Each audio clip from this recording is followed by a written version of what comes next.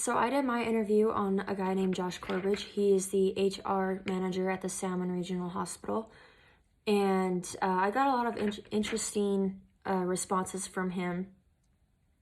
His favorite, or the reason he chose to do HR management was because he loves a variety of jobs and he likes helping people solve their problems.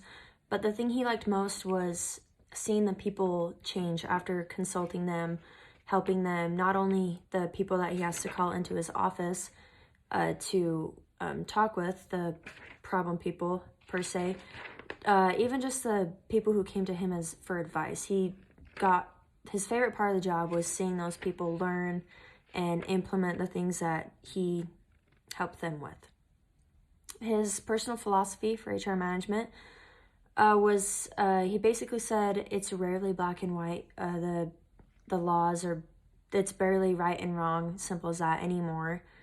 And he says that err on the side of mercy rather than the side of justice. He leans more towards the fact of giving people a second chance, giving them the benefit of the doubt, and cutting people some slack.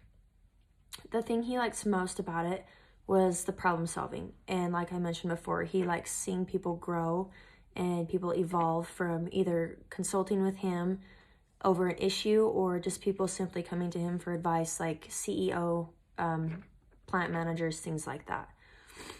The thing he finds most challenging about his job is the laws are always changing, whether that is statewide or nationwide. He says from state to state, the laws are different, and the government laws, they're changing quite regularly. So he said that's a little difficult to stay on top of. Some of the items he believes to be crucial in a job description are years of experience and education requirements. Years of experience is the biggest thing in his line of work. They like to know that people have had experience with HR related issues, because obviously it's one of those things where the more experience you have in something, the more successful you're going to be at it, the better it's going to be for everyone. The educational steps he took to acquire his current job was a bachelor's degree, but most importantly, the master's degree. And obviously the specific certifications, he says that those are only required for jobs, like HR jobs within a lot larger businesses. So for the hospital that he's working at, he needed those certifications. His first job in HR was an HR generalist. And basically he described the HR generalist as one of those people who specified in everything rather than just hiring or firing or, problem solving. He specialized in all of that. So between the handling problems, the hiring, the firing, the raises, the wages, he had a hand in all of that.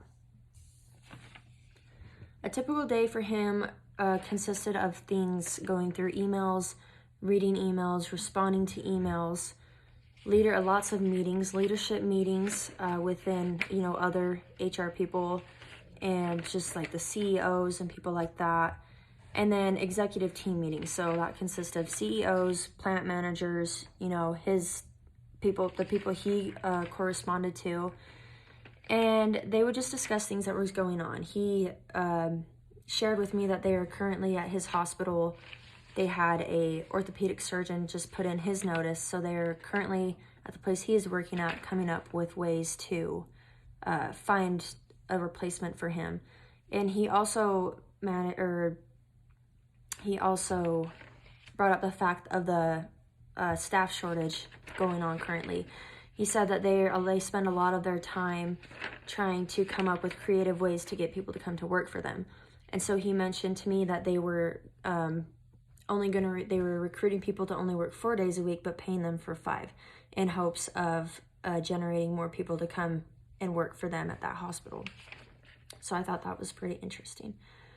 And some advice that he would offer someone seeking a job in HR management was do a lot of job shadowing, a lot of internship, and kind of get a feel for it before you really commit to anything. He said it's really not what you think it's going to be. If you love people, it's probably not for you, because he described it as you're spending a lot of time with the dirtbags of the company and the people who don't follow the rules. You're not spending a lot of time with the good workers, the good people of the company, because they never really cause any conflict within the company, so they're not as familiar with the HR managers as some of the other people who tend to choose to not follow the rules and things like that. And it takes a certain type of personality. He says a lot of human resource managers get burnt out because they just end up hating where they're working. They hate their job. They hate the people there because they're just always faced with negativity instead of any positivity. And so he says it takes a very specific and certain type of personality to really stick and enjoy human resource management.